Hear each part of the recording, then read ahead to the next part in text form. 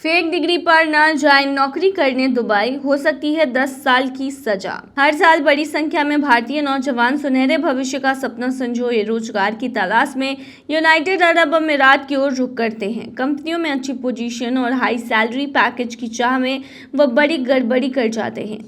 नौकरी पाने की लालसा में वह गाहे बगाहे फर्जी और शैक्षणिक फर्जी प्रमाण पत्र यानी डिग्री जमा कर देते हैं। हालांकि अब दुबई में ऐसा करना आपको भारी पड़ जाता है। फर्जी शैक्षणिक प्रमाण पत्र पर नौकरी करने वाले लोगों को यूएई की संघीय दंड कानून federal law by degree number 31 जो 2021 की कानून है उसके तहत एक दंडनीय अपराध माना जाता है।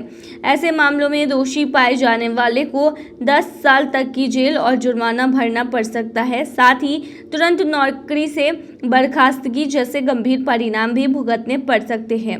यूएई दंड संहिता की धारा 251 के मुताबिक फर्जी दस्तावेज का मतलब है दस्तावेज की प्रामाणिकता में जानबूझकर बदलाव करना, जैसे किसी दस्तावेज में टेक्स्ट नंबर, साइन, फोटो या मुहर जोड़ना, हटाना या बदलना, किसी और की पहचान अपनाकर दस्तावेज बनाना या हस्ताक्षर कराना, इन सबको जालसाजी माना जाता है। यूएई कानून के तहत धारा 252 कहती है कि अगर कोई व्यक्ति सरकारी दस्तावेज में जालसाजी करता है तो उसे 10 साल तक की कैद हो सकती है। वहीं गैर सरकारी दस्तावेजों की जालसाजी पर भी नजरबंदी की सजा मिल सकती है।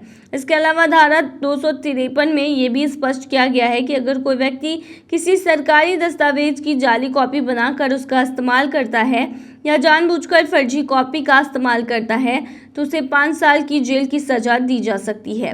यूनाइटेड अरब अमीरात की धारा 258 के मुताबिक अगर कोई व्यक्ति जानबूझकर फर्जी दस्तावेज का इस्तेमाल करता है तो उसे भी उतनी ही सजा दी जाएगी जितनी जालसाजी करने वाले को मिलती है। इसी तरह अगर कोई व्यक्ति किसी असली दस्तावेज को किसी और के नाम से इस्तेमाल करता है तो ये भी अपराध की कैटेगरी में ही आता है। यूएई का श्रम कानून यानी फेडरल डिग्री लॉ नंबर 33 जो कि 2021 का कानून है कहता है कि अगर कोई कर्मचारी फर्जी डिग्री या दस्तावेज जमा करता है तो उसे बिना किसी नोटिस के नौकरी से निकाला जा सकता है। इसी तरह धारा 44(1) में कहा गया है कि अगर यह सिद्ध हो जाता है कि कर्मचारी ने किसी और की पहचान अपनाई है या फर्जी प्रमाण पत्र या दस्तावेज जमा किए हैं तो उसे बिना नोटिस के नौकरी से बर्खास्त किया जा सकता है। ऐसे मामलों में उचित कार्रवाई के लिए यूएई में किसी कानूनी विशेषज्ञ से सलाह लेना जरूरी है ताकि सभी कदम स्थानीय कानूनों के मुताबिक हो। अच्छी सैलरी पैकेज की चाह में फर्जीवाड़ा करने वाले और या फर्जी यूनिवर्सिटी से पढ़ाई कर डिग्री हासिल करने वालों को धोखाधड़ी करने से बचना चाहिए जिससे उनके प्रोफेशनल लाइफ पर ज़्यादा असर ना पड़े। तो उम्मीद है आपको समझ में आ गई हो कि आपको फर्जी डॉक्यूमेंट्स लेकर यूएई काम करने नहीं जाना है। अगर ऐसा करते हुए पाए जाते हैं तो आपके ऊपर कार्रवाई होती है। अरब देशों की यात्रा पर निकले डोनाल्ड ट्रंप, क्यों खास है अमेरिकी राष्ट्रपति का यह दौरा, चलिए बताते हैं। अमेरिकी राष्ट्रपति डोनाल्ड ट्रंप अपने दूसरे कार्यकाल की पहली विदेश यात्रा पर निकल चुके हैं। इस बार वो सीधे खाड़ी के 3 रईस देशों कतर, सऊदी अरब और यूएई की यात्रा पर है। ये दौरा 13 मई से शुरू होकर 16 मई 2025 तक चलेगा। इस यात्रा का मकसद साफ है, सेना, कारोबार और कूटनीति से जुड़े मुद्दों पर बातचीत करना। तीनों देशों के लिए ये ट्रंप के साथ रिश्ते सुधारने का अच्छा मौका माना जा रहा है। कतर की बात करें तो वहां अमेरिका का सबसे बड़ा सैन्य अड्डा मौजूद है। यही वजह है कि अमेरिका और कतर के बीच औपचारिक सैन्य रिश्ते हैं। पिछले साल अमेरिका ने इस बेस को अगले 10 साल तक बढ़ाने का फैसला भी किया था। इस वक्त कतर की कोशिश है कि सीरिया पर लगे आर्थिक प्रतिबंध में ढील दी जाए ताकि वह वहां कुछ मदद कर सके, लेकिन वो ये अमेरिका की इजाज़त से ही करना चाहता है। अब बात करें सऊदी अरब की तो इस दौरे में सुरक्षा सबसे अहम मुद्दा है। सऊदी और बाकी खाड़ी देश चाहते हैं कि अमेरिका उनकी रक्षा की गारंटी दे। पहले अमेरिका और सऊदी एक बड़े रक्षा और व्यापार समझौते के करीब थे, लेकिन इजराइल फिलिस्तीनी विवाद की वजह से वो रुक गया था। अब उम्मीद है कि ट्रंप की इस यात्रा से उस समझौते को फिर से आगे बढ़ाया जाएगा। साथ ही सऊदी न्यूक्लियर एनर्जी प्रोग्राम में भी अमेरिका से मदद की उम्मीद कर रहा है। लेकिन उससे पहले अगर आपने अभी तक अरब टाइम्स ऐप को डाउनलोड नहीं किया है तो फटाफट कर लीजिए। बता दें कि डाउनलोड करने के लिए आपको ज़्यादा कुछ करने की ज़रूरत नहीं है। जाना है प्ले स्टोर पर, सर्च करना है अरब टाइम्स ऐप, वहाँ पर आपको ऐप दिख जाएगा, आप उसे डाउनलोड कर सकते हैं। तो डाउनलोड ना। यूएई की प्लानिंग कुछ अलग है। वह इस मौके का इस्तेमाल अमेरिका से अपने रिश्तों को और मजबूत करने के लिए कर रहा है। इसके लिए उसने एआई, सेमीकंडक्टर और एनर्जी जैसे फील्ड में 1.4 ट्रिलियन डॉलर तक के निवेश की इच्छा जताई है।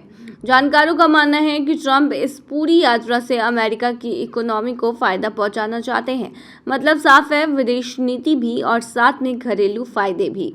कुल मिलाकर ट्रंप की ये यात्रा न सिर्फ अरब देशों के साथ रिश्ते मजबूत करने के लिए अहम है, बल्कि आने वाले अमेरिकी चुनावों को देखते हुए घरेलू राजनीति के लिए भी काफ़ी मायने रखती है।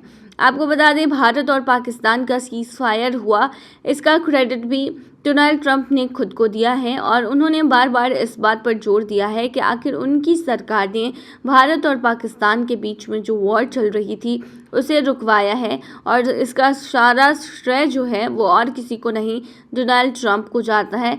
ये मानना है खुद डोनाल्ड ट्रंप का और उन्होंने बार बार इस चीज़ों को दोहराया है। तो कह सकते हैं घरेलू राजनीति की वजह से डोनाल्ड ट्रंप जो हैं वो पब्लिक की नज़र में अपने नंबर्स बढ़ाने की कोशिश कर रहे हैं। फिलहाल के लिए वो निकले हैं अरब देश और वहाँ से अधिक फ़ायदा बटोरने की कोशिश करेंगे डोनाल्ड ट्रंप। अब देखना होगा कि क्या कुछ समझौता और क्या कुछ व्यापार की बातें होती हैं। यूएई में गर्मियों में मिल रही है यहाँ फ्री एंट्री। यूएई में गर्मियों का मौसम शुरू हो गया है और जैसे जैसे तापमान बढ़ रहा है वैसे वैसे लोग इंडोर ठंडी जगह की तलाश करने लगे हैं। इसी को ध्यान में रखते हुए दुबई, अबू धाबी और शारजाह के कुछ चुनिंदा संग्रहालयों ने विजिटर्स को फ्री एंट्री देने की घोषणा की है। ये म्यूजियम न सिर्फ ठंडक देते हैं बल्कि आर्ट, इतिहास और कल्चर से जुड़ने का शानदार मौका भी बनते हैं। इसमें से कई म्यूजियम ऐसे हैं जहां बिना एक भी पैसा खर्च किए घूम सकते हैं। दुबई में सबसे पहले बात करें एक्सपो 2020 दुबई म्यूजियम और गार्डन इन द स्काई की, तो ये 17 और 18 मई को इंटरनेशनल म्यूजियम डे के मौके पर फ्री एंट्री के साथ खुले रहेंगे।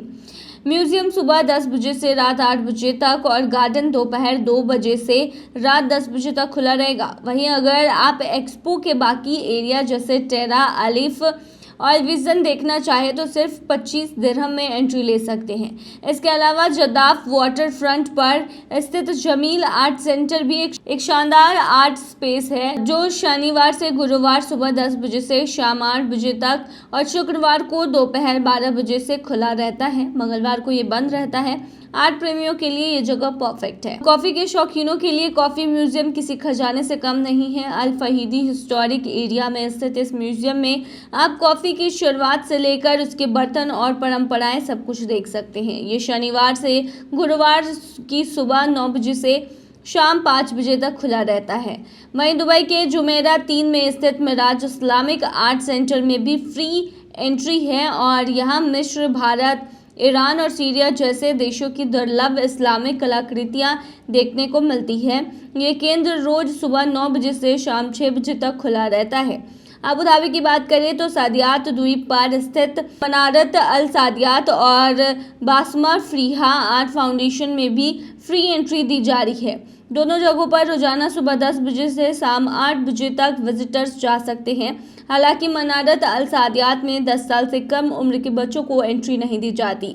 अबू धाबी में स्थित Mirage Islamic art center Marina mall के पास मरीना और पार्क में भी फ्री खुला रहता है और यहाँ भी आपको रेशमी कालीन, पारंपरिक गहने और इस्लामिक कलाकृतियाँ देखने को मिलती है। शारजाह में स्थित शारजाह आर्ट म्यूजियम भी उन लोगों के लिए खुला है जो अरब की आधुनिक और समकालीन कला को करीब से देखना चाहते हैं। ये म्यूजियम सप्ताह के 6 दिन सुबह 9 बजे से रात 9 बजे तक और शुक्रवार को शाम 4 बजे से खुला रहता है। यहाँ 500 से अधिक आर्ट पीस मौजूद हैं जिनमें कई मशहूर कलाकारों की कृतियाँ भी शामिल हैं। तो आप यहाँ विजिट कर सकते हैं। अगर इस गर्मियाँ आप यूएई घूमने जा रहे हैं तो यहाँ पर आपको फ्री एंट्री मिलती है।